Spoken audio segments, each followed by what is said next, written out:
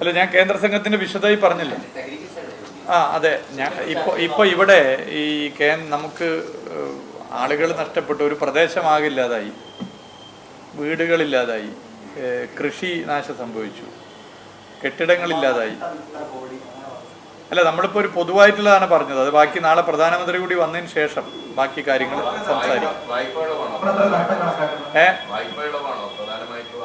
അല്ല, നമ്മളെല്ലാ ഞാൻ നേരത്തെ വിശദമായിട്ട് പറഞ്ഞല്ലോ, എല്ലാ കാര്യങ്ങളും അതുമായിട്ട് ബന്ധപ്പെട്ട് ആവശ്യപ്പെട്ടിട്ടുണ്ട്. അതായത് ഇതുമായി ബന്ധപ്പെട്ട അടിയന്തര പുനർനിർമ്മാണത്തിന് കാര്യങ്ങൾ, വേണ്ട കാര്യങ്ങൾ പറഞ്ഞിട്ടുണ്ട്.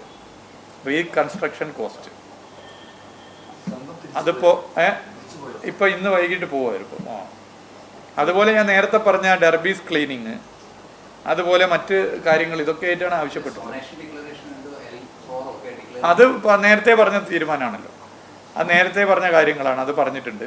അതുപോലെ തന്നെ നമ്മൾ മനസ്സിലാക്കേണ്ടത് ഇത്തവണത്തെ ബഡ്ജറ്റിൽ ഇതുപോലെ തുടർച്ചയായി ദുരന്തമുണ്ടായ 3 സംസ്ഥാനങ്ങൾക്ക് വലിയൊരു തുക ബഡ്ജറ്റിൽ നീക്കി വെച്ചിട്ടുണ്ട്. അതുപോലെ കേരളത്തിന് നമുക്കിപ്പോൾ തുടർച്ചയായിട്ട് ഇവിടെ തന്നെ അങ്ങനെ വന്നുകൊണ്ടിരിക്കുകയാണ്. അതിന് സമാനമായി കേരളത്തെയും സഹായിക്കണമെന്നുള്ളതും അവരോട് ആവശ്യപ്പെട്ടു.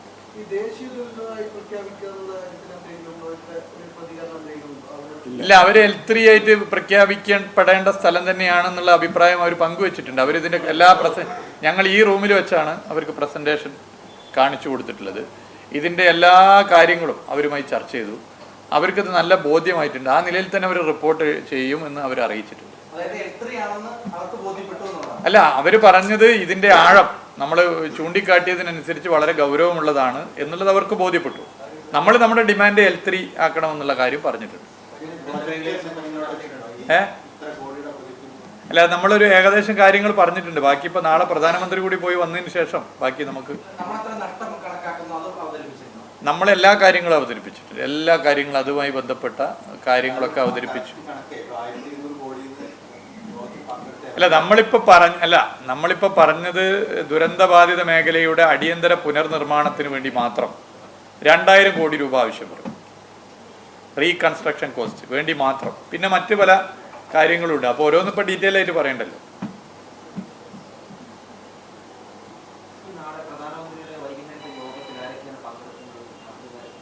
ഇല്ല, അത് പിന്നീട് പറയേണ്ട കാര്യമാണ്. ഇന്നിപ്പോൾ രാത്രി ഒരു ഡിസ്കഷൻ ഉണ്ടല്ലോ, അതിൽ ശേഷം വരും. CM വരുമെന്നാണ്.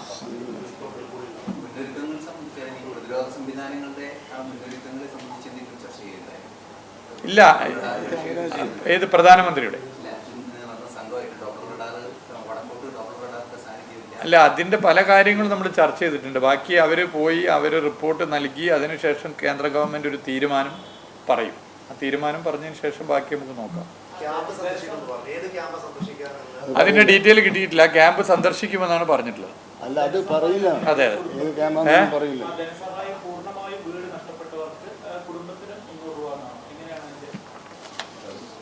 അത് മുഖ്യമന്ത്രിയുടെ അല്ലേ നിങ്ങൾ ചോദിച്ചത്?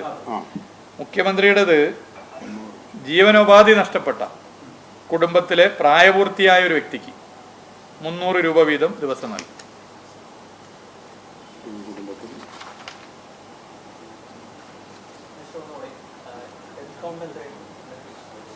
ഞാൻ നേരത്തെ പറഞ്ഞല്ലോ 226.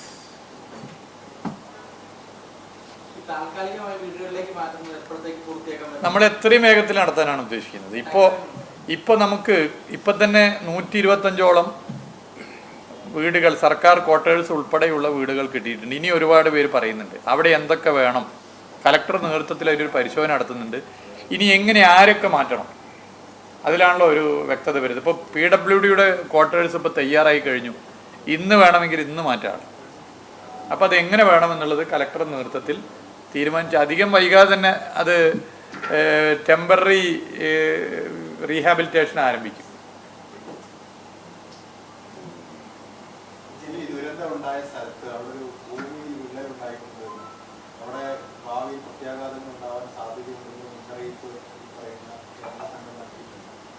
നമ്മളെ അറിവിലിപ്പോൾ ഇല്ല.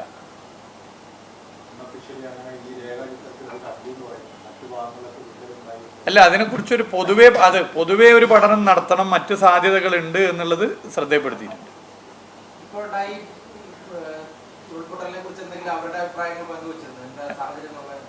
അല്ല, ആ പ്രദേശത്ത് ഈ പറഞ്ഞതുപോലെ ഇനിയുള്ള ഇതുപോലുള്ള സാധ്യതകൾ ഉണ്ടോ എന്നുള്ളത് പരിശോധിക്കണം. അത് നമ്മൾ അതിനൊരു പഠനം നടത്തണമെന്ന് തന്നെ നിശ്ചയിച്ചിട്ടുണ്ട്.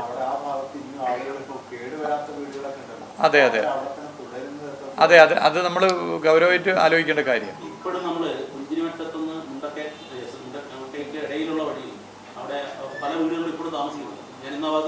അതെ, ഇതിനെക്കുറിച്ച് അവിടെ ഇനി ആളുകൾ താമസിക്കുന്നതിന്റെ അപകടം മറ്റ് വിഷയങ്ങളൊക്കെ വെച്ച് അടിയന്തരമായി പരിശോധിക്കപ്പെടേണ്ടതാണ്. ആ നിലയിൽ തന്നെ ഞങ്ങളത് പരിശോധിക്കും. തീർച്ചയായിട്ടും അപകടമാണ്. പിന്നെ അവരവിടെ താമസിക്കുന്നത് ഏത് നിലയിലും നമുക്ക് അതെ അതെ അതെ അതെ നമുക്ക് നമ്മളതിൻ്റെ ഒരു ഗ്രാഫിനെ നോക്കിയാൽ കാണാമല്ലോ. ചില വീടുകൾ കട്ടിച്ച് രക്ഷപ്പെട്ടാണ് വരുന്നത്.